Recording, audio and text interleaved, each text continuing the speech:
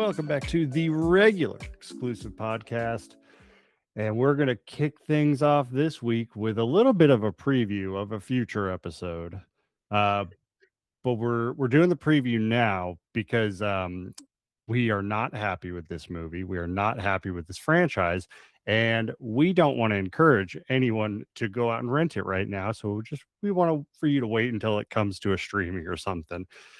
But we're talking about Scream 7. Yes, this is really just a warning in the intro this week. Just please don't rent this movie. Don't give them any money.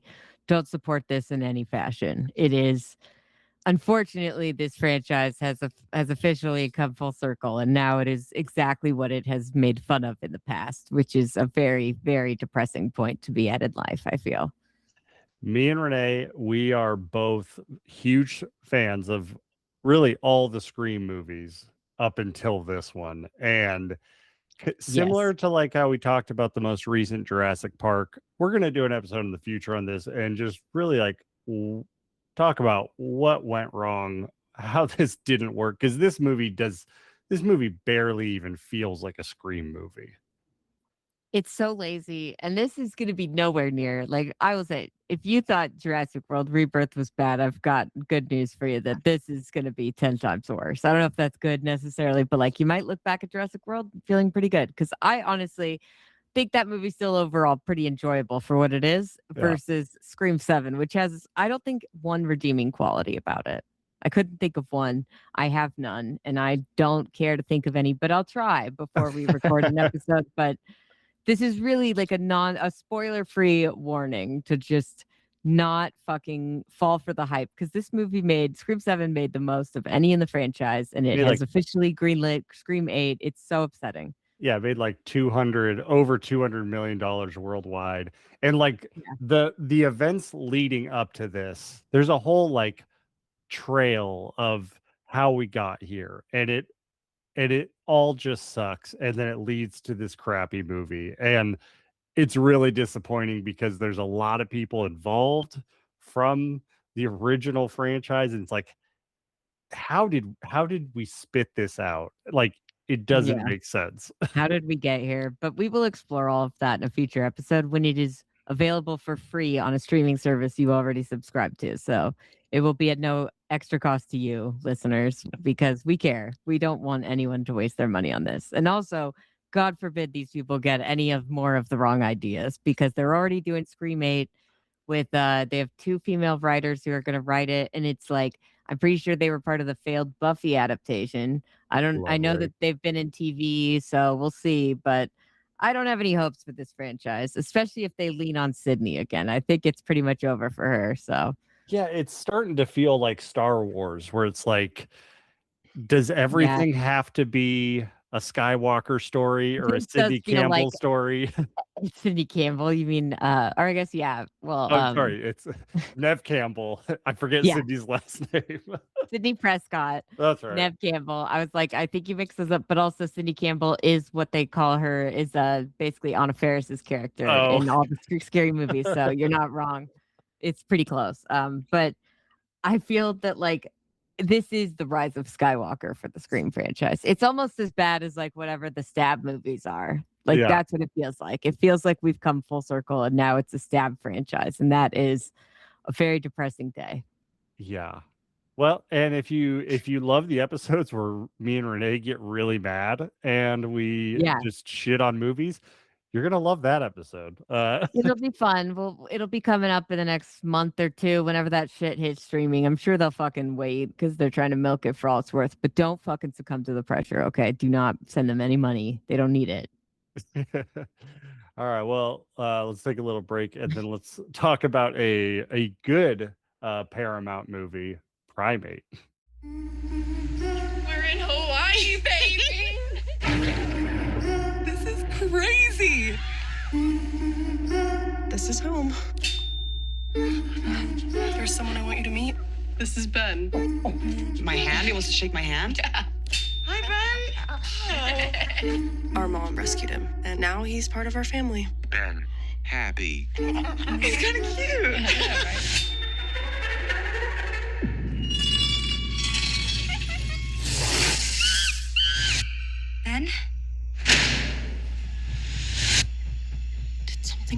him?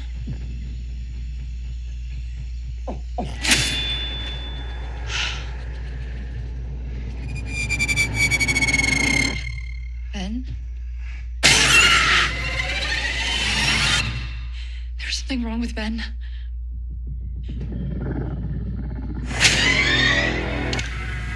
Hey, what happened? It's me, Lucy. It's okay.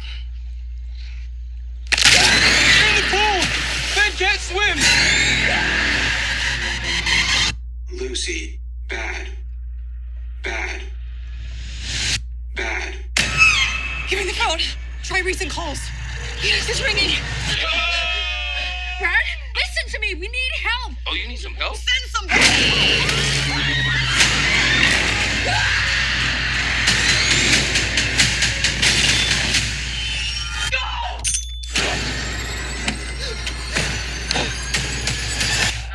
What's your emergency? You need to send the police.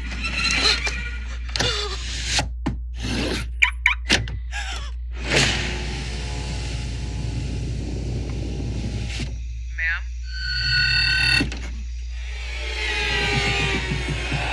He found me.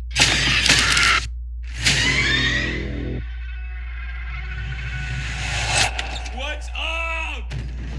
You sure this is the right place? Who the hell has a pet chimp?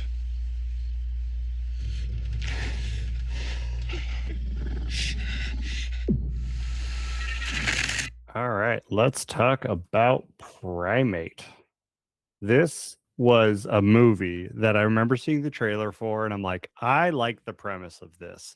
It's a monkey that gets rabies and just starts annihilating, teenagers. Pretty great premise, honestly. I will say chimpanzee. I don't know if that makes a difference. I'm not a monkey expert, but I do think like it's a great premise already because like regardless of the rabies in the equation, chimpanzees are known to fuck people up. So Yeah, I it's mean, like this is a believable scenario before you add all that. And either way, it looked like it looked like the trailer, at least to me, leaned into like, oh, this is gonna be fun. yeah, Like they know that this is gonna be like they're gonna enjoy this movie. They're leaning into the premise. yeah. Now the hesitations that I had was it was in January. January is very hit or miss with its movies. The director, I'm pretty hit or miss on. Mm. Johannes Roberts, 47 meters down is fun. I loved his segment in VHS, but like, I don't know. I could just see this not going well. And also like You need to the watch the Strangers sequel, Pray at Night. Strangers Pray at Night. It's actually pretty good. you And I'm have telling you, the sequel to 47 Meters Down, Uncaged rules. I love it. Albino Sharks and Caves. It's great. but fortunately, I was very pleasantly surprised, and this movie is so fun. Like, It is. And it's maybe his first like non fully aquatic movie, I guess, outside of Strangers Pray at Night, because that takes place at a trailer park. But fun thing is that in that movie and this movie, pools come into play and they have great pool sequences. This movie has pools a lot more, so it feels more on par with his other aquatic films. But like it's so funny to me that like he always incorporates water in his films. I don't yeah, know if that's it- like his thing, but like he's great with it. Like the way that he shoots in a pool is just as effective and really well done as he does like in the ocean. yeah, he's he's really good. And this is my favorite movie of his. It's actually made me interested in watching the random Resident Evil movie that he did back in 2021. Oh, I've heard that that's bad, but it's studio interference is why it's bad. Well, I mean, none of the Resident Evil movies are That's true. actually any good. Probably better than Zach the Kreger original. is going to change the world with his He- Resident Evil. He really movies. is. But, He totally is. so, But I agree. This is definitely Johannes Roberts' like strongest film so far. And I will say like best overall. It might seem like the silliest, but like it's overall his strongest picture, like craft wise and overall, like he's not leaning way too much into the characters and their whole drama. Like he has elements of that, but I think he really reduces a lot of the stuff that kind of weighs down a little bit of like 47 meters down in the sequel. There's a lot of like the sister drama and all that stuff, which is Yeah. like, that's fine, but we're not here for that. We are here for sharks in those movies. Yeah. So this one feels like there's a little bit of like the not necessarily a little bit of the sister drama at first, but like barely any. And then I feel like the friend drama, there's like a little bit, but again, it's like all of that just takes a back seat to Ben. He's the star of the show, and that's how it should be. Yeah, there's just a little bit of tension that's sprinkled out, but then once the carnage starts happening, we don't go back to that. We don't give a fuck that's about not any what other this is drama. about. The drama evaporates at the end of the day. After all these things, if anyone, like all the people who survive, if you have any drama, it's basically nipped in the butt. That's kind of like the therapeutic thing about horror films, is that you work through any of your dumb shit things that you're dealing with, and like none of that matters by the end. Well, and half the cast usually dies, so That's true. Problem solved. Problem solved for most of it. It's like, well, I don't have to deal with that one bitch because she's fucking dead. Yeah.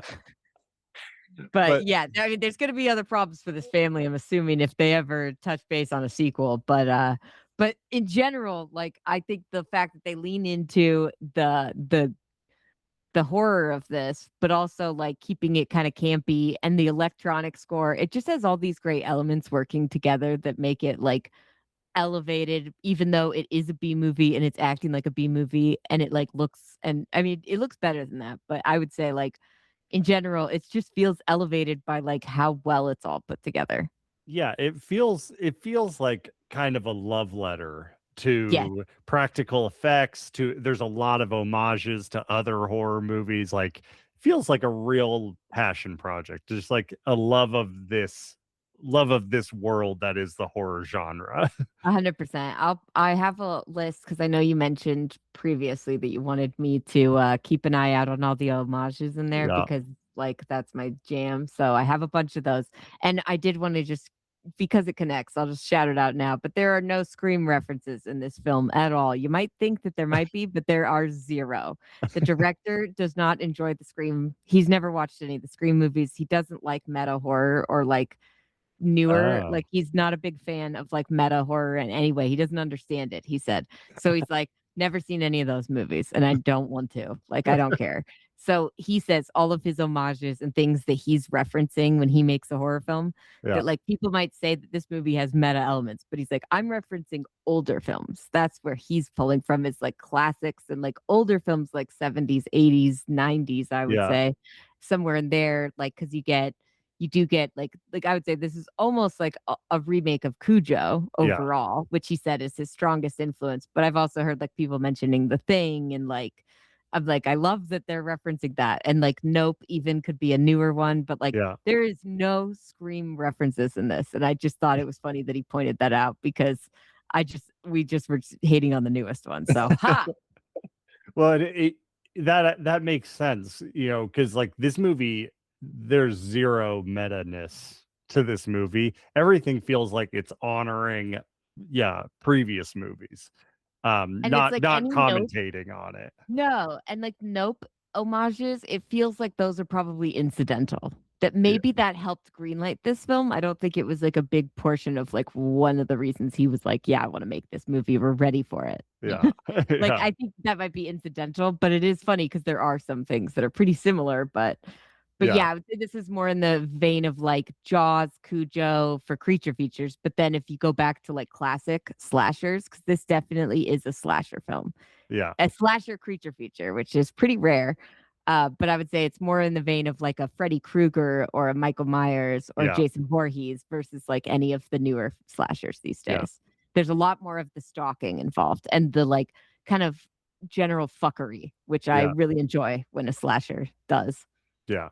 And you're right. It's super unique. Now, one thing, if you're listening to this and you haven't watched the movie, the biggest thing I would say to keep in mind, like Renee mentioned, this is a B movie. Do not go into this looking for nitpicks, because there's a fair amount of them. There's a couple leaps in logic, but that's how we have fun in this movie is I mean, letting these exactly. things happen. You're gonna have to nip all that at like just say goodbye to all of your fucking thoughts and worries, and, like things that you would want to double check or go, hey, that's not right. Just say goodbye to that at the door when you're fucking starting the film because this is about a chimpanzee that's a pet in 2026. So Yeah. I feel that already we're off to the races with this is not realistic, but hey, I don't care. That's the premise of the film. If you can't get past that, then this is not for you. So Yeah. Like you mentioned this monkey as a pet. I have watched, I think, most of like the chimpanzee stories as pets, documentaries. they're harrowing. And like the first thing that stuck out to me, like first nitpick of this movie is these are not the type of people that have monkeys as pets. And I thought Yeah, it was really funny. Like I thought about this and I thought about like Rise of the Planet of the Apes. And I'm like, it's always scientists with monkeys. And I feel like a big reason for that is because the type of people that actually have monkeys, like the Joe Exotics of the world, like those people, they are not sympathetic. We are not rooting for them to live through this in any way. exactly. This feels like, and also they have like the mom who is passed in this movie, but she was the one who like was all about communicating with She was a chimpanzees, linguist, teaching scientist. them how to speak with like the sign language, but also with the like soundboard that he has. And Mhm. like one other logic you might say is why the fuck would this thing have a sound on his board that says Yeah. dead? Yeah. But you might say, why the fuck would you ever give a chimpanzee that word? But I will tell you, I think it's probably because he was raised by the mother, Yeah. right? So it must have been a thing of like, when she died, they helped him process it by saying that she is dead. She passed on. But I do feel like dead seems like a little harsh. Maybe could have said she like passed on or like, went to heaven, whatever. They could have used any other word, but dead, I mean, they were kind of setting themselves up for that. I mean, I can imagine if these characters, if she was a scientist and her husband is an author, but he's deaf and so he does sign language. I can wrap my head around this Yeah. being more of a science research project than like, oh, this is just our pet sort of thing. I'm pretty sure though you're not supposed to have a chip. Like it's illegal to own a pet chimpanzee. I'm pretty positive. If it's not, it fucking should be. Well, I don't think you can qualify it as a pet because there's people who have them, and That's true. the entire reason they have them is because they want them as pets. But they're like, They oh no, want we to have a die. zoo. This is our exotic exhibit, and that Yeah. whole market is insane. But yeah, that was the first thing. I was like, these are well-off scientists that have an insane house on the cliff in Hawaii. I mean, first off, that pool on the cliff, that's one of the most badass things like I could imagine. Like, I don't badass maybe. I feel like the most stress and tension I had was from that nice cliff shot where they just showed that fucking thing carved into it looks like the mud, the rock. Yeah. I don't fucking know. But I'm like, they better like a storm would wipe that fucking pool all the way down that cliff. That is an extremely unsafe pool. It looks great when you're in the infinity pool for sure, but like looking over that edge, no fucking way I would ever get in that pool. Are you kidding me?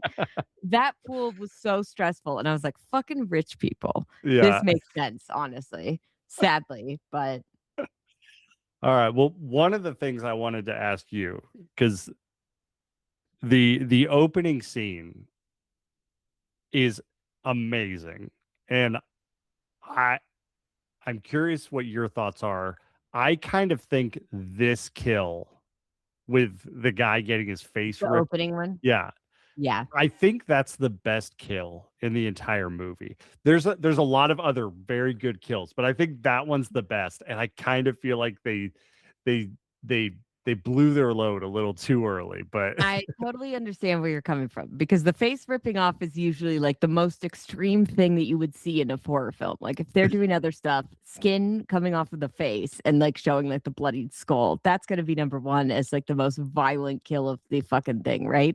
However, I think we might have talked about this off air, but like one thing I meant, like I think I told you when I first saw it was like I agree with you that it is the best, like most fucked up attack, like Yeah. that is in the film for sure. It's a wonderful kill, but I do think that they put it at the beginning on purpose because they might expect that the audience is waiting for the chimpanzee to rip a face off because that's what they fucking do. Like That- Nolan was like, they don't do that. And I was like, have you ever fucking seen someone who's been a victim of an attack by a chimpanzee? Yeah. The face rip is always consistent. They rip the skin off the face, not the whole face, maybe, but like portions or half for sure. Like the way that they did it, it felt very realistic. So, in that way, I did kind of feel like it made sense to put that at the beginning of the movie because if I'm going to see a chimpanzee horror film, I'm waiting for them to get to the part where he rips someone's face off. Like that's what I'm assuming I'm going to see at some point.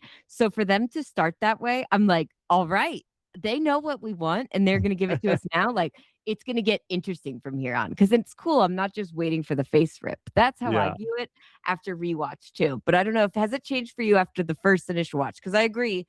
Watching it the first time, you're like, okay, I don't know if anything else is really living up to that like shock and that horrific, like just full on.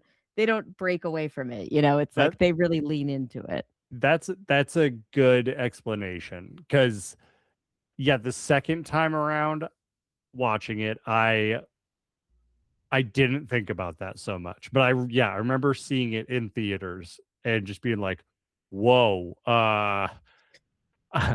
I don't know if they're going to be able to top that because, like, I think especially like for millennials, like we grew up hearing stories about that specifically, and I remember watching like one of the documentaries and like they interview one of the people, and I was like, oh my god, that's horrifying, dude. I know, and you can actually listen to the 911 call. I don't recommend it. I haven't done it, but like it sounds like it'd be fucked. Like from the one that's like the most famous was the woman who owned the chimpanzee, and her friend is the one who was the victim of the attack, which tracks with this film. He really annihilates friends first before he goes after the family, probably because he has that association with you, right? Already, like off the bat. But like the fact that the friend lived, it's like, man, I don't know if they necessarily want to. Like after that, like I can't imagine the trauma, let alone like the physical pain and all that shit of recovery and never being able to live a normal life again and feeling like Jesus, like that would just be the most horrific thing to endure and to have to live afterwards. I don't know how people do it. They're stronger than I. Yeah.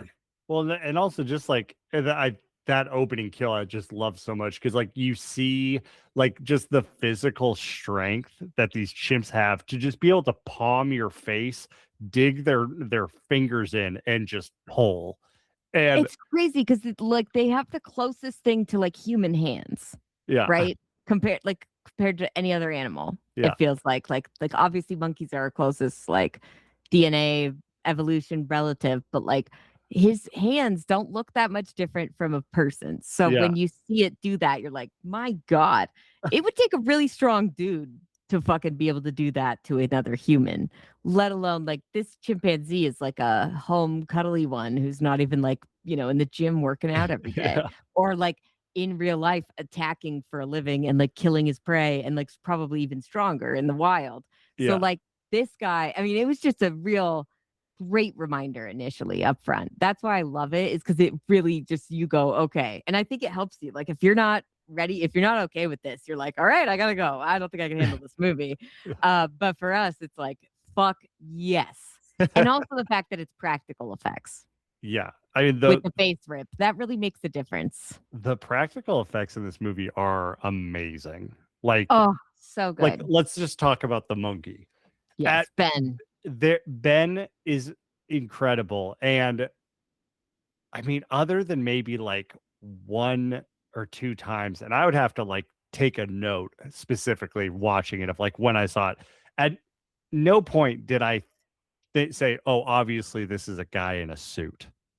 Like, no, I was never. like, did Andy Serkis get involved with this movie? Because like, he did the Rise of the Planet of the Apes. I'm like, is he the guy? Is he the guy in the suit? Like, this is his jam. But it looks so good, and then the way that they edit it and they shoot all of it to where it's like you don't ever see just like full bodies right next to each other. There's a lot of like aspect, Really force clever things. force Yeah. aspect stuff, but like it looks so good the entire movie. And it is a mix of like they do add a little, like they enhance with CGI. They're Yeah. not replacing any, there's no full CGI shots of the chimpanzee. Ben is always, it's either like the guy, Miguel Torres Umba, who's a Colombian theater actor who had no prior film experience. Like, wow. He wore the prosthetic suit. And then he also, they did also use like animatronics and they used like puppetry for certain facial expressions, arm extensions, and like other, like they had a lot of puppeteering things basically to work with it. And I feel like the combination of that is what was so effective. And another like homage straight up to Cujo, because Cujo famously is a killer dog movie who has rabies, and it's a Saint Bernard, which is like already a giant dog, but they use a lot of real dogs. They use puppetry and like animatronics, and they also had a man in a dog suit for part of it. And I think I sent you a couple clips of Yeah. Cujo before this, and like that movie is from 1983, and it's like very similar to the way that they do the attack sequences, I think, where it's like there's not a lot of cutting away and like it is very frantic and chaotic, but it is like really brutal and it feels realistic, all the violence in that Yeah. movie and this one. That's another reason that I feel like he's probably paying homage to Cujo in so many ways in this movie, but I do feel like the really cool way that they mix all the practical effects together to make this creature seem like what it really is, when really it's like, in Cujo, they had to tape down all the St. Bernard's tails because they were just like wagging them the whole time because they were such good boys doing their things, right? Or Yeah. they were licking off all the jam on their face that was supposed to be like for Yeah. the rabid shit because they were like, that tastes good. And it's like they're just having a blast, but it's like they all like just a mix of everything together is really incredible. I think that's what makes the difference for especially a killer animal movie, because so many times you see those as like pure CGI, especially sharks now. Well, like the clips you sent me of Cujo, I just kept thinking like how much like the sound department is Right? putting work in just with ADRing, like the angry growling and stuff over these dogs that are just very much having a blast. They're like, oh, I want to lick you, I want to hug you. Like Oh, we yeah. gotta cut, we gotta add growling and barking. It's crazy. And it's a movie that like before I even like I don't think I want to say no, I did read the novel first because I wanted to. And my God, I would recommend it, but it is so fucking depressing. It is the most sad novel I've ever read because Cujo, spoiler alert, dies at the end. It's not like Good Boy where they're like, don't worry, the dog doesn't die. No, Cujo's like, he's a vicious dog by the end who has to be put down, but he is a sweet dog at the beginning, Yeah. much like Ben. But I would say like after like when I first watched Cujo, I was like, how are they going to make a dog scary to me? Because I'm obsessed with dogs and I love dogs and they're just the sweetest things ever. And I think they did a really good job in that movie because like the vicious attack scenes, especially a Saint Bernard because they're big, but like they don't look like so scary until like they're acting that way, and like how big they are compared to the actress Dee Wallace in the movie. I think really like really is so effective. And to hear the way that they're able to like make us feel that Ben is like that size of a chimpanzee and like that much of the way that like they use the pool in this movie as the car for Cujo is just wonderful too, because I want to say the director did say he was like inspired by like the idea of the pool and them being like trapped in the pool was because he was seeing it was like he was at a friend's house and everyone was in the pool and the dog didn't want to jump in the pool, which is very much like my dog Augie. He's scared of getting in the pool, but he will like run around the entire side of it and like even climb on like the edge of the hot tub, which cuts like through the pool. He will do all that. He doesn't care, but he will just constantly run around the edge. And that's where he got the idea of like something hunting them that was going around the edge of the pool.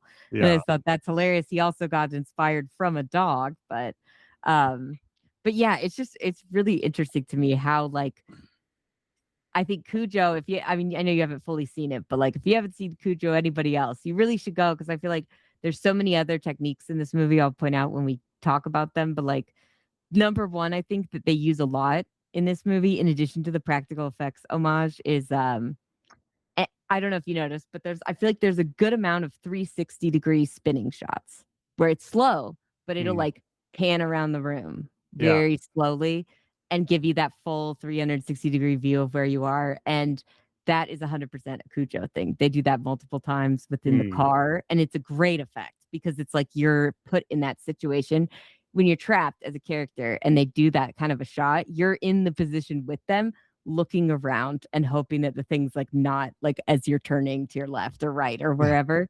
There's also a lot of the like the fake out POV shots in this movie are just like straight out of Cujo, which I loved it because the director did say there's so many great sequences in Cujo where like you feel like the camera, the way it's behaving is a POV shot of Cujo. So you're like, it comes up to the car and you're like, oh God, it's going to be right there. But then you cut to like the mom looking and that's not Cujo. And then he shows up behind her and you're like, fuck, he got me. And it's like those little things. I feel like there's a lot of good tricks like that with Ben in this movie where he's not here in what, or he's here in one frame, they pan, he's gone. And then all of a sudden he's like on the other side of the character. Yeah. Really slowly too. And you're like, how the fuck did he do that? Yeah, this movie's scary. Like when Ben just pops up behind someone or like it works like it's even more effective than Cujo, honestly, because the chimpanzee is already scary regardless. Even when he's being nice, you're still nervous, right? Yeah. So even before he becomes rabies infected, I'm nervous when he still does that. Like he even pops up at the beginning with the friend and she's at the pool. Yeah. And he like just pops up behind her and you're like, fuck. Yeah. Like you're just like her, right? Yeah. They really make Ben an effective villain in this movie that's also like, man, this guy is not to be fucking trifled with. Yeah. And yeah, the animatronic face is incredible. Like that's what gives him this, I would say, the face, but like also like his, I would say, yeah, it's got to be his expressions, right? That make him feel like he is enjoying this or like, and that's different from Cujo. That's where he's leaning into like I would say a Freddy Krueger aspect, which he also cited as a number one like inspiration for the film, for the killer, is that he wanted him to have personality. Yeah. And certain personality traits that would only be able to be reflected in using an animatronic to be able to achieve those. And I think it works well because it's not cartoonish. Yeah, it looks great. And also just like as the rabies just like sets in, he becomes more and more like just kind of like ghoulish. He just like starts changing colors. He becomes more of a monster. It's like he starts off really cute and then he just becomes this cute. I'll give him basic cute when he's like sweet and whatever. You're like, all right, but I'm still like, I'm fucking keeping my distance from that thing. Are you kidding me? If anyone had a chimpanzee and they like scared me by bringing it in like that, fuck that. I'm out, man. I don't care what you got to do. Like, I'm fucking booking a flight. I'm going home. Like this, but like how good he looks. Like I immediately thought back to a movie that I watched a ton as a kid, The Never-Ending Story, and I thought of like the dragon Falcor, and like he was like a big puppet animatronic, and like this is from a long time ago, so he doesn't look that good, but it's like it feels like we've just stopped using animatronics. Yeah. And I'm like, holy shit, this looks incredible. Like it's like, especially because we're so like, it's like a drought of it for us, especially in mainstream like theater released films, right? It's all CGI. And if it's not, it's like we talked about the Thing remake, which was like they were going to do the practical effects, but then the studio covered it all up with CGI. That happens a lot. Yeah. And I feel like we're like getting into this age where now when we see practical effects, it's just like even more powerful than like, I mean, in the 80s, that's all you saw. So I'm sure maybe like, you know, that transition to CGI was like, wow, that's so different and cool. But it's like going back to basics now feels so much more realistic and not like it looks bad or like it looks less realistic. It looks so much more real because it's not like you could tell that like the lighting isn't off because they're animating it or whatever, or like it's not all dark because we can't see because of the CGI. Like it's great that way. It looks like I don't want to say like it looks real because there's a lot of stuff that looks real now, but like it looks tactile. Like it looks like something I can touch. Yes, that's the difference. Which it's makes like, makes it really scary at the end when like he's all up in your face and fully rabied. Like, Dude, that's what I'm saying. Like he's already fucking terrifying to me without the rabies. So yeah, the rabies, and this guy's just a fucking loose cannon because Yeah. I'm like rabies. And then I do love that they really lean into the fear of water thing, yeah, which is just great. It always reminds me of The Office, but it's sad because it is like I learned about this when I read Cujo, but like they are terrified of water, but it's like the thing that they really need is water. when And it's you so mean fucked. when an animal has rabies? Yeah, like they are really thirsty and they're like dehydrated, but they're terrified of the water. And then Yeah. also like their mind just goes like it's so fucking sad, like the deterioration of the mind. That's why I love the book. And I'm really glad they didn't go this way. We'll talk about the ending, but like Cujo, he says at the very end, it would perhaps not be amiss to point out that he had always tried to be a good dog. He had always tried to do the things his man, his woman, and most of all, his boy had asked or expected of him. He would have died for them if that had been required. He never wanted to kill anybody. He'd been struck by something, possibly destiny or fate, or only a degenerative nerve disease called rabies. Free will was not a factor. And I'm like, fuck. I cried like a baby when I read the end of that because you get like Cujo's point of view and Yeah. you see like how his mind is still kind of like he recognizes the people that he cared about, but like the thing about Cujo is that the woman and her son who get trapped there, they don't fucking know Cujo. They met him once and like that's it. So like he has no love for them. But like in this movie, I love that because it reminded me of Cujo, the fact that like Ben does get like he has moments where he does remember them, or Yeah. like he has little moments where he kind of comes back. Yeah. And I appreciated that because it is realistic. It seems like it wouldn't be. It seems like magic, right? Yeah. Or like the Notebook when she suddenly remembers him after like all this time. Yeah. But like it is actually, I think, how that disease works. So they would still recognize their owners or like people close to them, but like they're also in this weird mind fog of like kill, kill, kill because they Yeah. feel like they're being attacked or some shit. Yeah. It's a fucking crazy disease, but that's why I'm like, I'm really glad they didn't go full Cujo with this movie because they made Ben a little sympathetic by having us get to know him at the beginning. But like, would you say it's very long? It's not enough to be like, you know what? I'm still rooting for Ben by the end. I would say like they give you a little time with Ben before he changes, right? Well, I mean, starting the movie off with Ben ripping a dude's That's the face thing. off, like, Outside of that, that's like, and then they're like flashback to yeah. like 2 days before, and you're like, whoa, okay. Great stuff. They- That was just a great way to start it. But you're right. I mean, like after that, I feel like they could have done more to maybe make Ben more sympathetic. But I think because they start with the face rip, they're like, I don't think you're gonna like this monkey, and I think we're gonna know that, and they're gonna lean into that because, like, I think the director said, I wanted you to be like, fuck that little monkey, like fuck that little asshole. Yeah. He fucking needs to die. And I was like, it worked. He did it. He succeeded. Well, like, I think, yeah, I mean, they don't overly humanize Maybe him. 2 scenes where Like, Ben is normal. I thought it was funny when they trick the friend. Yes. like that would be frightening to just see a monkey in the Red house. flag of the highest order. I would Yeah. be out of that house. There's no way. If you have a chimpanzee, that's already the number one red flag I could imagine. But number one, like that would immediately precede that would actually be tricking me into fucking meeting your pet chimpanzee when we know what those things do, regardless of rabies. Okay. What they're And the dad capable even of. tells her he's weird with strangers. It's like, oh yeah, great. Yeah. Let's play a prank on the friend. Like, fuck that shit.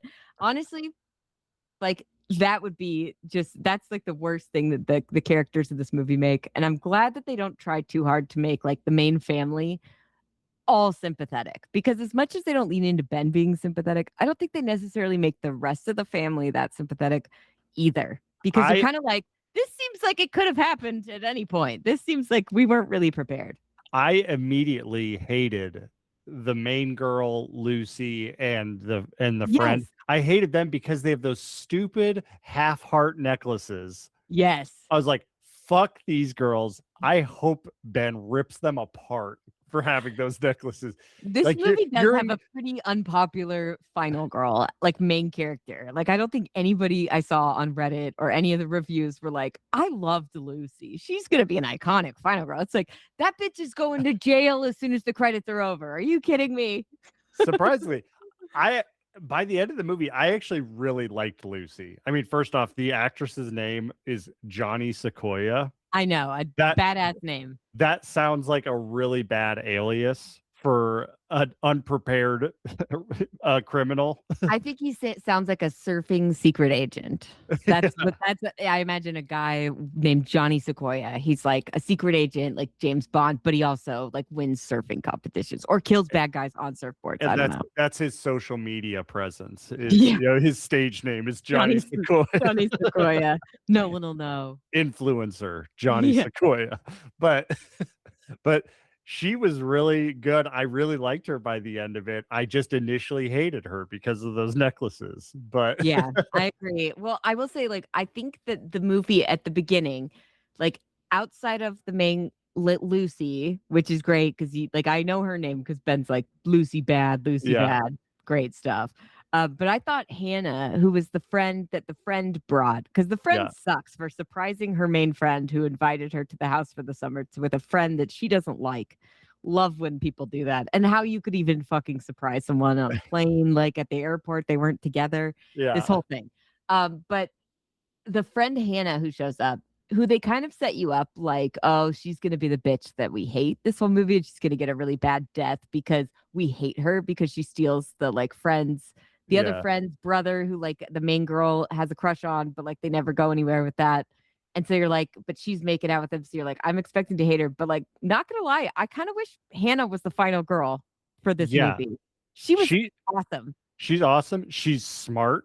way too smart for this movie. She was so smart. I was like, this girl could be the new Scream Queen. Like, I Yeah. would have been like, let's cast her. She keeps her cool when she gets her hair ripped out in the The pool. fucking hair ripping off part of the skull, like, or out of the scalp. I mean, that shit has popped up recently in some horror films. And I'm like, no, get that out of here. That Yeah. hurts me. That really gets me. And that was like gnarly. But again, she's not crying or like killing herself like I would be in that situation. She's a strong ass bitch. Yeah. I mean, the friend kind of seems strong too, where she's like, let me at him. I'm going to kill him. Love that moment. But like Yeah. Hannah overall, she could have been the final girl, like switch halfway, Lucy dies, and like Hannah's the final girl. And I don't think any of us would have been mad. Right? Yeah. She makes one mistake when she But runs it's to a the simple car. mistake. And first off, she was smart in that decision to run for the car. She's like, the monkey's distracted, killing the fuck boys that we met on the plane. Smart. I gotta go. And she gets to the car. We're gonna talk about that whole sequence a little bit later. But like, she should have made it. Like she She was smart. absolutely should have. But I will say, like, the mistake with getting in the wrong car and not having the right keys was a really smart thing to write into this story, Yeah. like the screenplay. And I thought that, like, as a screenwriting decision, I'm all about it. That was great. I'm so on board with something like that because it feels like it's like Ready or Not when she gets in the car and like is getting away and you're like, Yeah. awesome. But then it's like the OnStar tracking the service. It's like, this Yeah. car's been reported stolen. I got to shut it down. Yeah. Love when there's like a really refreshing and new way to like fuck up, like the car isn't starting. Cause like Yeah. nobody's had that problem when your car works all the time and you all of a sudden are in a traumatic situation. It suddenly doesn't work. Yeah. Like that trope's been so played out. So I'm really glad that we're actually like still technically utilizing that trope, but like going about it in a realistic way that like doesn't hurt my brain, where I'm like, Yeah. okay, that makes sense. I'm okay. I'm fine with that logic. I don't love it because I wish Hannah lived, but great like use of that, like because it was a great twist to me. It was. So let's talk through some of these kills. Yeah, I mean, let's get through the kills. so first off, when Ben goes nuts and bites the sister, Erin, bites her leg, just takes does a she whole even have a chunk. name?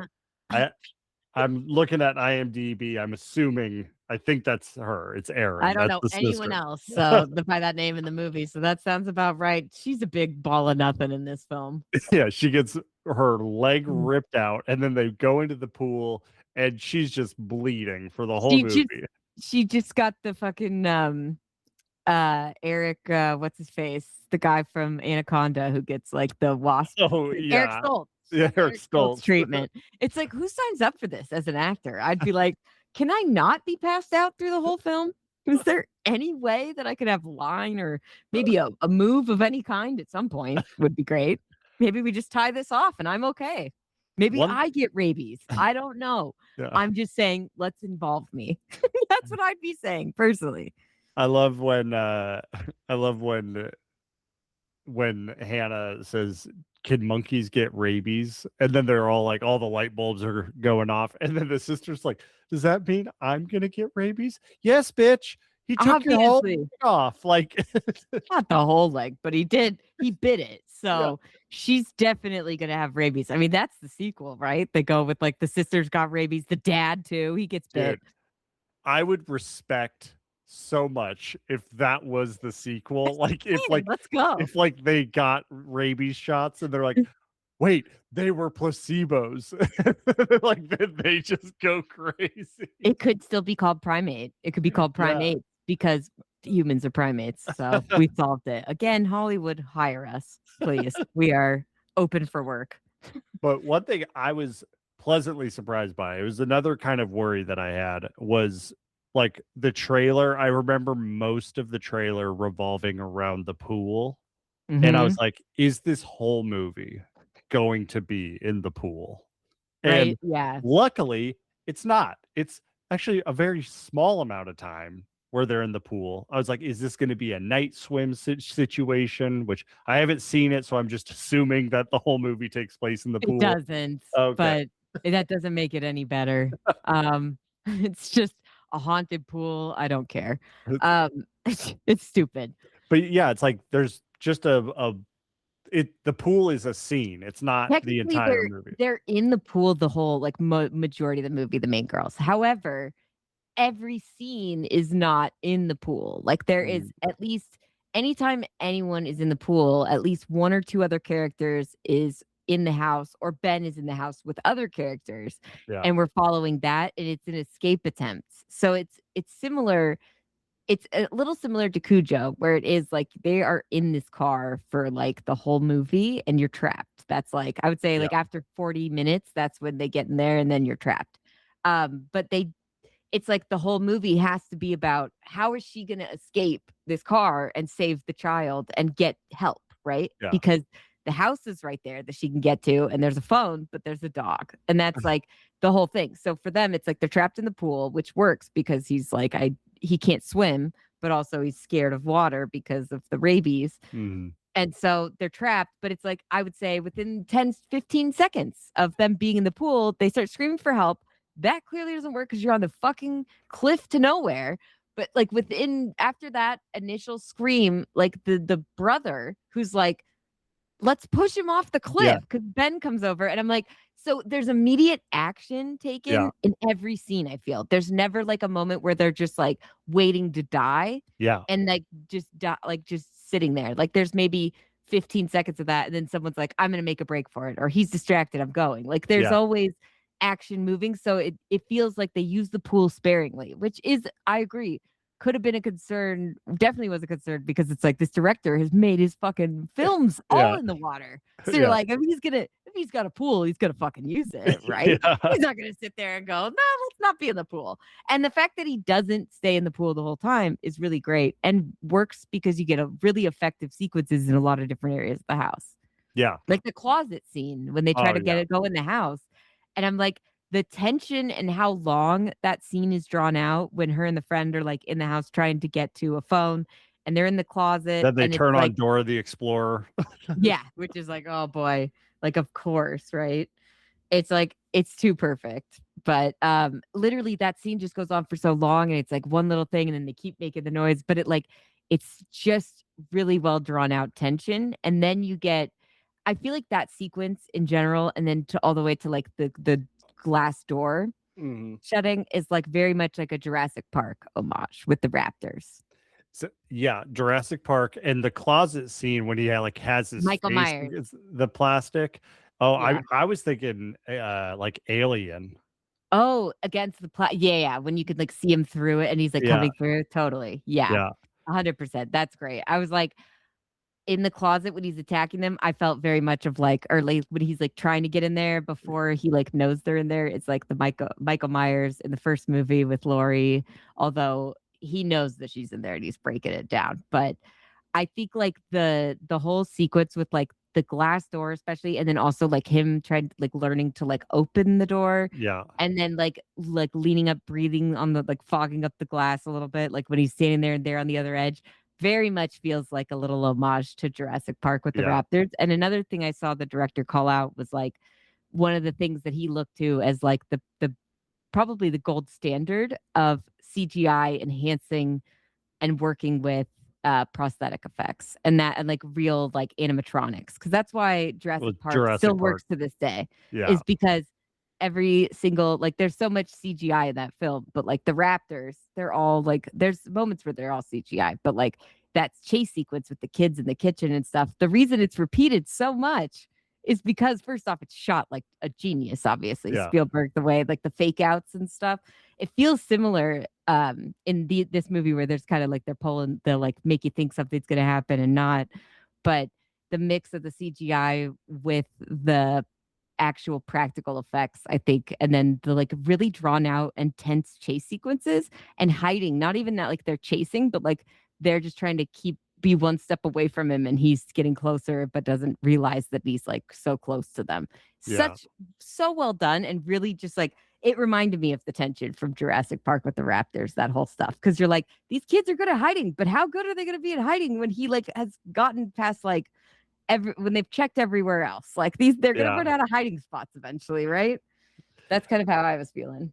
So one of what I think for me was the biggest jump scare of this entire movie was when Nick tries to push Ben off the ledge and then he goes over and then we see his head hit the ground. I was like, whoa. I expected them to cut away from that as well. I was fully expecting to hear the sound, but for it to cut to black or like cut to the girls somehow hearing the sound. But like what it shows it falling and it just shows the close up the head. Boom. I was like, beautiful. Whoa, Jesus. It was almost like a jump scare. You're right, because you expect it to just go, and then the fact that you see it in all of its glory and it's like loud, you're like, fuck. And also like I thought that was a really genius move. Like, let's get back into the kills again. Sorry, but literally the second kill with the brother I thought was really smart because they killed a guy right off the bat. I think that's the move, because he's the one that feels like he's obviously the strongest of the group. So maybe he could help take on the chimpanzee. But like this chimp seems to really hate men, which kind of agree with him there. Men kind of suck. I get it there, especially some of the guys, a lot of the guys in this movie, they're really not great. But like, it's a bold move for this guy, like 30 seconds being in the pool to be like, oh, Ben's over by the cliff. Let's do it. And it's not, let's do it. It's, I'm going to push him over. Nobody else joins. Maybe if all of them had done it and like he didn't have one person to drag over with him, would have worked maybe. Like I like the idea, and the idea that this guy's like, let's take action. Let's kill this motherfucker. But like the fact that like, maybe think about it. Let's do it as a group, because this thing's pretty fucking strong. Did we not all see what he did before this? Like we've all seen, like they technically haven't seen like, I mean, maybe they did find the dead body of the other guy, right? At this point in the enclosure. So that was one thing. They never go to the enclosure. You're right. They hear the phone. Yeah. Okay. So that makes sense then, because I was like, they definitely would know what he's capable of. But either way, he's a fucking chimpanzee. And if this guy has been their family friend for years, everybody in this family and all their friends and anyone who's been around should know, or at least have Googled in their time, the fucking things that chimpanzees can do and how strong they are. So he was really bold going to, I almost was like, you kind of deserved this, man. But I appreciated his effort. Also, he's clearly not very smart because the move would have been to splash Ben with water. Yeah, that's Could have lost actually balance and fallen off. If he's scared Yeah. of water to begin with, he's probably not just going to stay cool and just take the splash. Just splash him. That's not that big. He'll fall off. But then we have a much shorter movie. But That's true. That's true. But you're right. He should have splashed him to disorient him first. He Yeah. really, and I mean, he didn't. I don't know if they had they figured out the rabies, or maybe they had just yeah, at did. that point, Yeah. because he bit the sister. Yeah. And they're like, and then they also hear when they get the phone. cell phone, then they call the recent no, they tried calling him earlier. So yeah, they knew at that point that they thought it was rabies. Yeah. And yeah, so Okay. Because I was like, but yeah, so you're right. He knew also he couldn't swim. But like, again, the water, the rabies, he should have done it. But I thought that was like, if it was, I think there's obviously other better kills, like gory wise. There's at least one, obviously, that we're going to take as like, this is better. But like, if not for like the opening kill and the later gorier kill, like this one would still be like, I would probably say this is my favorite in the movie. The cliff kill with the brother. It's so good. And it's effective because it's like you said, it's a shock. Yeah, like the fact that you see it, and then the fact that also, like, I love how he fakes the characters out. Yeah. And they don't even know. They just know that somebody fell off. But like we know because we're going down with the guy who's like, You're like, fuck, dude. I would have tried to spin around so I didn't land fucking head first. But I guess maybe that's how you want to go. Instant death. But my favorite part about this kill and why it would still, I think it still ranks high for me, but I think there's another one I'm going to say is my favorite. But this one, I love the fact that Ben mocks them afterwards and laughs. And he's like, I was like, dude, this guy's fucking cold as ice, man. I love the fact that the sister's also like, I'm going to fucking kill him. And I was just like, bold move, lady. After you just watched that, I would not be, I mean, I love my family and my sisters, but like, I don't know if I'd be like, let me at the chimpanzee. I think I love them, but I'm still like, nah, I just saw what he did. I'm going to stay back here. Thought it was really impressive that she was ready to go. I'm going to fucking throw arms with this guy. I don't give a fuck. Let me at him. I'm going to fucking cut his throat. Like, I was just like, that's some badass energy. But like, this is when you know, like, oh, we're supposed to hate Ben. Like, we're not supposed to feel bad for. That's when I knew this is the biggest break with Cujo this movie makes, is that we're not going to feel bad for Ben really by the end. We're going to be like, kill this motherfucker now. And they really lean into it by making him feel evil. Like the rapists turned him into a fucking evil genius, really. Yeah, and there's several moments where the movie reminds us, like, yes, this monkey is going to die because he's evil. He's no longer nice. He is full-blown evil. But like he goes when he brings out the like keyboard and he's like, Lucy bad, bad. And then he's like Ben dead, dead. And you're like, Jesus. This guy, they're really like, okay. I'm like, I'm glad to know that, because I was like, are we going to feel bad at the end of this movie? That's one of the things that you're always worried about. But I feel like they pretty much just answered that for me pretty quick. Yeah. You're like, oh no, we're going to have fun hating the villain. And I love that, because it's like, it's kind of like Freddy Krueger, but I would say less charming even than Freddy Krueger, where you're like, oh, this guy's going to be a dickhead, but I'm going to enjoy it. Well, then it cuts to what I think is the funniest scene of the entire moment, or of the entire movie, when the dad is like at his signing and he's texting with the vet. And the vet's like, oh yeah, because the mongoose is tested and they're like, it's got rabies. He's like, there's no rabies in Hawaii. And then the doctor texts, thank you for your medical expertise. Like, I could hear the sarcasm. Right? Literally, though, me too. And the fact that they're like, it's like, but they even say, I'll run it again. I'd be like, sir, where did you go to medical school? I am not running this again. And also, Dad, maybe trust the fucking vet. Like, what kind of other disease would accidentally test positive for rabies? I would say, that's a pretty good, that makes sense. That probably makes sense to me. Yeah. But yeah, I will agree. That was probably the funniest thing, is just his reaction to be like, there's no rabies in Hawaii. They're like, oh, wow, thanks for that. I'm really glad to your medical opinion. Thank you. So let's get to the fuck boys and Yes, the because they are the ultimate. crazy death. And it's like he kills this guy, and then this like ends up becoming his signature move for the rest of the movie, because there's like constant threat of him doing it again, but like him first sneaking up on the guy and then climbing on top of him in the bed, and the guy just trying to He goes through every trick in the book. This is why this guy might be my overall number one favorite character in this movie outside Ben and Hannah. Like Hannah's okay, she's great as like the main cast, but like surprise star of this film to me was Drew, Charlie very Mann, this guy. reasonable reactions. Very reasonable, but he's not freaked out as early as I would be. But my favorite part about this sequence is he goes through every trick in the book of trying to deal with an animal that is like getting aggressive with you, or like, you know, you should be trying to calm down. He does it all. And it's like he's totally off base the whole time. But I just love that he like literally tries everything. He's got the keys and he's like, go fetch. Or he's like, you know, he's trying to be all nice and play with him. And then it's like, oh, that he tries to be forceful or like whatever, or tries to be like I'm not gonna hurt you, and it's like none of it works. And I like, he's like, whoa, Donkey Kong, like you're strong. Buy me dinner first. It's so funny the way that he like just. I love how he just tries everything, and then like by like towards the end, he's just like like once he once Ben pins his arms under his legs, he's like, oh god, like I did wonder for a second. I was like, is Ben about to molest someone? Like I did get the vibe that he might be raping him, is kind of the vibe. I got a little vibe of like, I feel like one of the evil Jimmy chicks in the Bone Temple, she was like kind of about to like rape that one guy before she killed him. Like when they killed all those people at the barn.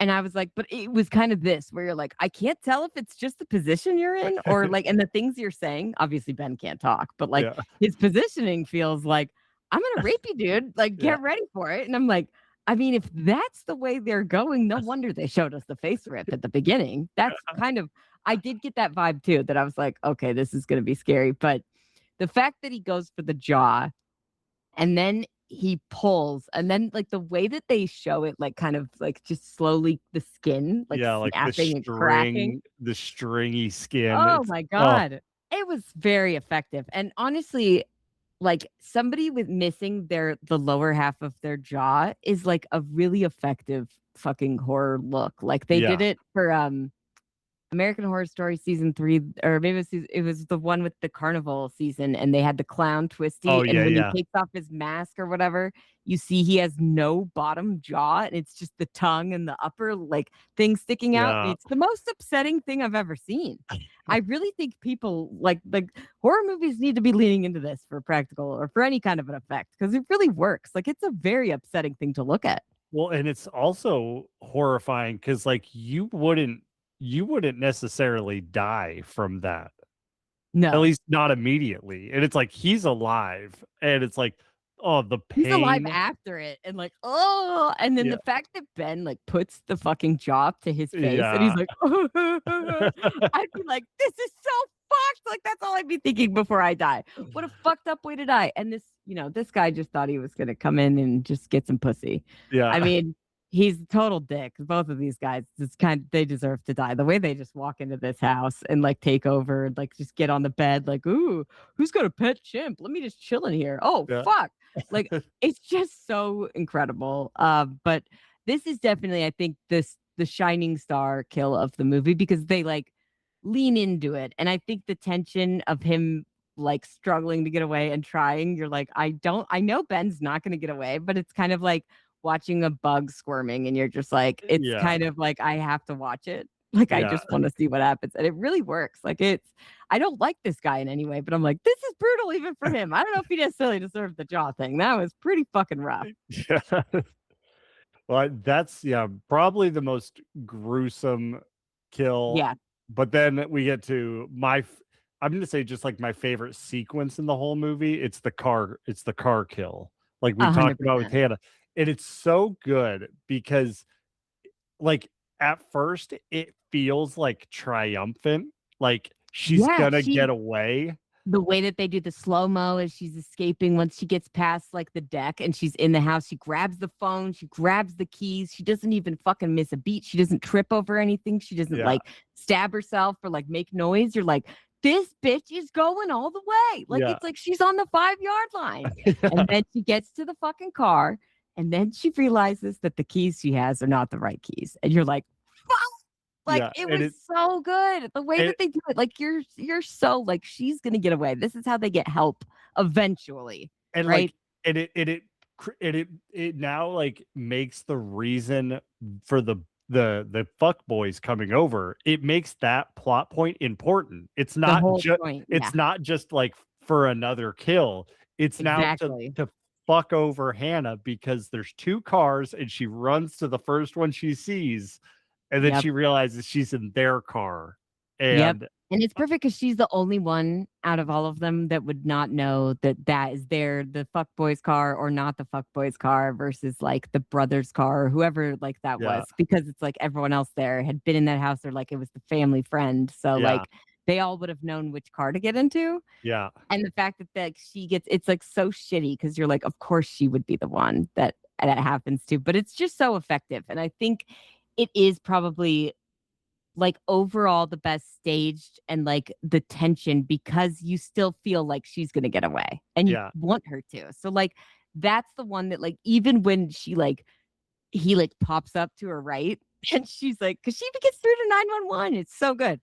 I mean, like she literally she's the reason that they live, any of them, right? Yeah, Obviously. and I love the little game that she's playing with Ben of like her locking the doors, but he has their keys, and so Yep. he learns to click the button to unlock it. And Oh, so it's so she's good. talking to 911, and then she just hears the back door open, and it's like, oh god! And then And then her trying to jump out, and then he just pulls her back in. Oh, it was such a great sequence. It's very like fucked up too. It's darker. It's in the car. It's like cramped, but like it's brutal. It's not Yeah. as brutal as like it doesn't feel as brutal as like obviously the fucking bottom jaw getting ripped off your face while you're alive. But it feels brutal because that's the character that we're rooting for and we've actually come to really care about after the whole movie, which was nuts. Yeah. And it's like you said, it's like she got to the 5-yard line. And so So that like, one mistake, which a lot wasn't of even these a mistake on a her. lot of these movies come down to people making dumb decisions. This was not a dumb decision. This No. was just a mistake. And now she gets brutally just ripped apart. It did feel like it's Samara Weaving in Ready or Not, and she gets a lot of things where they don't go in her favor, but she still ends up making it, no matter Yeah. what the odds stacked against her are. This was not going to be that film. Yeah. Is the thing. I think we knew that pretty far on, but like the fact that like she gets so close is really effective, and I think why another like that's what I'm saying. Like even though this movie starts off with kills, every kill is so well done and staged and different from each other that they all are effective and they all Yeah. work really, really well, right? It's good. And then we get like the final sequence of Lucy trying to get through And the dad. and we have the whole thing of Lucy being under the couch and then Ben pulls her out. And when I saw that scene of Ben pulling her out from under the couch, I was like, is that a reference to Taken? Because that looked exactly like the scene in Taken. Right. When I mean, they it's pull her. honestly like there's so many horror films I feel like that have done that too. It's just like a fucking common ass trope at this point of someone being under the bed, and then the speed at which they are ripped out of there is supernatural for sure. Like Ben, we've seen he's strong, he's fast, he does it all.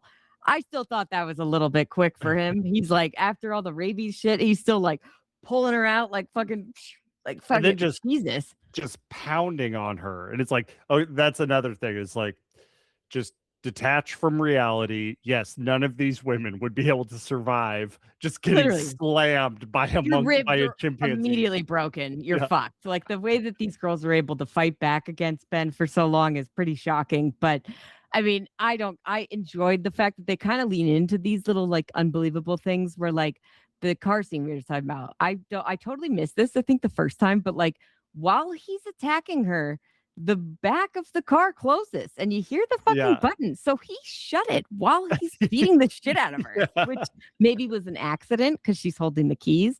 But then the fact that like he exits the car, shuts it, and then locks it.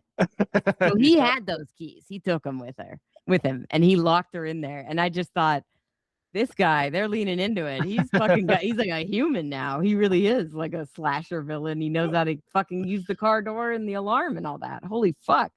But yeah, then we get the whole ending sequence with the dad coming home and being deaf with like, well, I was going to sorry. say, we also get with Lucy, we get that final, I think it's the final moment where it's the movie reminding the audience this monkey has to die because he's evil. When he fakes Lucy out to like hold hands and then he just breaks One her last fingers. moment. It's like, oh, the moment that you use deception to be like, oh, I'm still here. It's all cool. And then just snap their fingers. It's like, yeah, this motherfucker has to die because that's pure evil. Seriously, though, that was a great moment because I was like, that was the one where I was like, I know they've set us up to not feel like this is going to be the ending, right? Yeah. They've pretty much assured us that there's no way in hell Ben's getting out of this alive and that he's going to live to tell the tale or whatever he would do to kill again. I feel that they are 100% like fucking with you because even though we've been told that the whole movie, it works because I'm like, oh, Ben, like I still was like, oh, maybe he can be redeemed. That job wasn't so bad. Like he could maybe let's save him. Maybe get him a shot. We'll see what happens. And so the fact that he like pretty quickly just breaks her fucking fingers, you're like, all right, this is when you're like, okay, Ben is literally diabolical. When did he become evil? Like, I love that rapies turned him into a villain. And I don't know. Again, this is another thing that you're like, if you lean into the movie, you enjoy things like this. Like, I don't care that he is somehow evil as like a fucking like mastermind villain from any number of movies. He's great. I don't care that turned him into. I know that doesn't happen in real life, but I don't care. I loved it. And I love the fact that they're not going to make you feel bad. They try. Yeah. But that's why it's like, when the dad shows up and he's like, can't hear anything, like obviously like kind of ridiculous because you're like, he'd feel the vibrations in the floor, wouldn't he? Yeah. That fucking thing is huge. Yeah. Running around. I think he might hear some shit. I mean, feel some shit. Excuse me. But my favorite part of the dad, which Troy Kotzer, way to go. I love him in horror. He does elevate this movie a bit just by being in it and being great.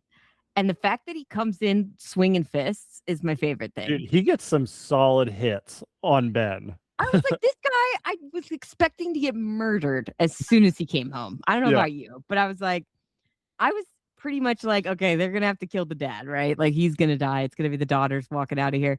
The fact that he's like, comes in swinging like, hey, Ben, fucking up. I'm like, whoa, damn. Dad, way to go. Welcome to the fucking party. I was like, finally, someone else needed to be catching hands with this fucking thing. No one's even tried to knock him out or like kick him or anything. It was like, this is like the only one that I'm like, finally, someone's actually showing up for the fight.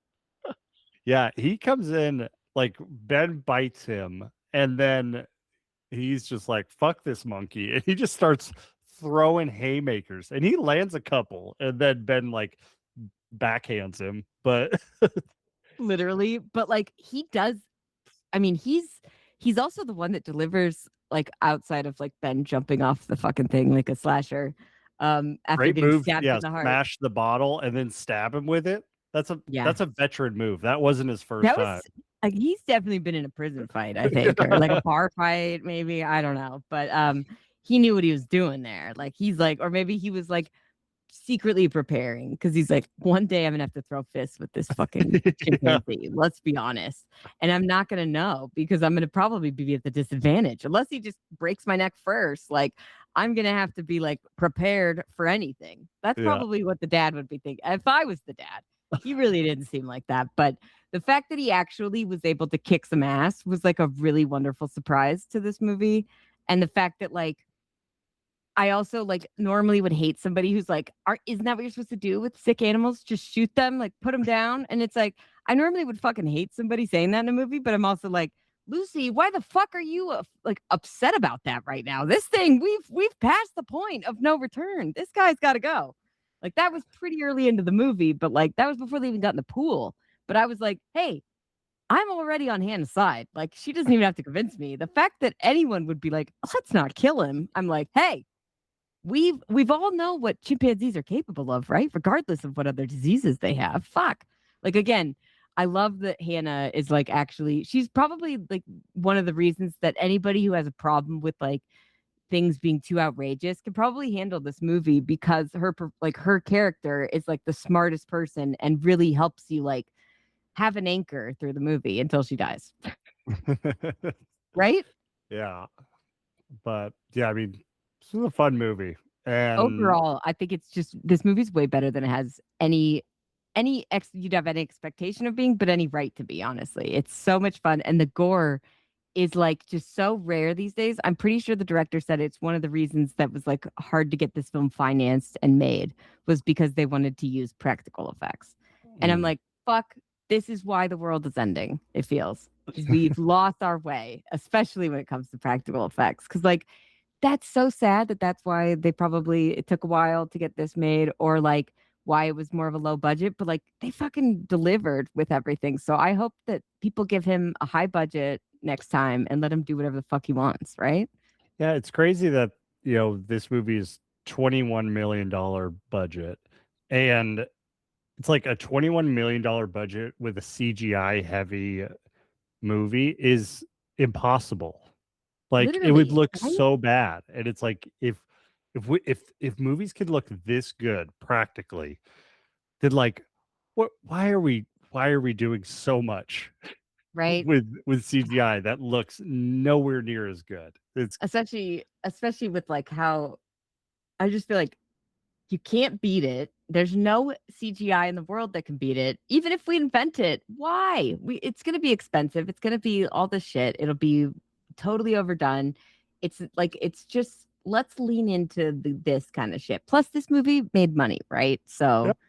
like, it did well at the box office. This proved that like January horror is still like up. Who knows? We don't know at this point. It could be horrible, but it could be fucking incredible. That's what I like about January horror. But I wanted to end on this because I don't know if you have anything else to add before we Nope. get to the ending, but like the fact that there's like some hopeful fucking music as the police show up after Ben jumps off the thing and the dad somehow saves Lucy from falling too. And then I love that you kind of like almost have a little bit of like maybe it's not going to be happy for them because like the cops are like listening to like the board that was saying like Lucy bad, Mhm. and like the way that she looks is like I'm like, oh, are they gonna like frame like they're like, oh, this family was like like negligent animal cruelty or something like to this monkey, or maybe if that's not where they're going, they seemed a little bit upbeat after that, and it was like we're all gonna be okay. But like the family, the vet, somebody here is getting arrested or like immediately going to like fucking getting lawsuits up the ass, right? About like negligence or gross negligence because of all the dead bodies on the property. That's a Yeah. lot of people. Like that, they're family friends. Like they lost both their kids. Yeah. There's a They're gonna be pissed. yeah. They lost both their kids. You got the fuck boys that were The kind other of girl, Hannah. kind of lured there, you know? Yeah, 100%. And they've got the voicemail proving it. I mean, it doesn't look good for the family. I do feel that family is man. Also, the dad getting bit. He's not going in the ambulance. Are we not going to address this? I was wondering that. I was like, the sister, she got bit, she got scratched, so she's being treated for rabies. The dad doesn't seem to be having any medical supervision at this point. So I think we're supposed to assume that he gets treated for rabies, but I don't know. I have no idea there. You're 100% right. But either way, I think that like what's great about this movie is I don't even care. I'm like, yeah, this family's probably fucked for a long time after at least like they're moving out of they're selling that house. They got to. The trauma alone probably, but like you got to sell that house to be able to pay for all the lawsuits that are going to be coming their way. Although like the vet is the guy who left the cage open when he went in there to deal with a sick animal. So Yeah, so it's his fault. But But I mean, they I did would own a chimpanzee in this day and age, so I do feel they could be responsible too. I mean, honestly, I would be totally fine if this just became a series and like Yeah. every movie was a different exotic animal that shouldn't be a pet that I gets would also rabies love and that. then starts killing everyone in the house. Dude, that's what I'm saying. I think that's where they need to go. Primates and have like the father and the daughter. She's fucking shit up at the hospital. He's fucking shit up at home. They're rabies. They're killing everyone. Let's go. Or the alternate ending. They should make an alternate ending to get this sequel where Ben lives through everything and then he just goes and starts biting other animals and then it's just Ooh. carnage of animals. Or another animal walks up and bites him and eats his corpse as he's dead on the fucking patio. There we go. Ooh, 'Cause then we have there- to bring Ben back, and then we're passing on the rabies. Yeah, get another mongoose to come back and just What take even, a little like, nibble. I was like, I had to Google what the fuck a mongoose was because I was like, what the fuck is that thing? It's like never I even thought it seen was one. a ferret. Like, Fuck if I know. But I guess they got fucking rabies. That's all I know. Stay away from those.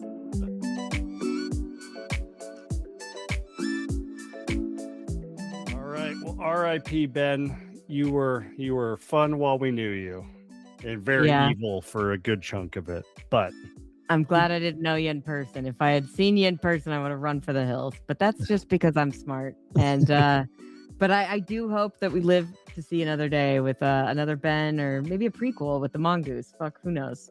There's a lot of possibilities there, as we pointed out this episode. So. I don't want a continuation of this story. I want this to be like an anthology series. Let's go to a different part of the world. It's just a rabies franchise. There's always those like Russians that I see videos of, like Russians that have like cougars as pets and stuff. Like let's go down that route. That's a great option. I mean, honestly. And then we could when the series starts making fun of itself, we'll go to Joe Exotic or kind of shit like that. There we go. But then in that movie, Joe Exotic is the villain.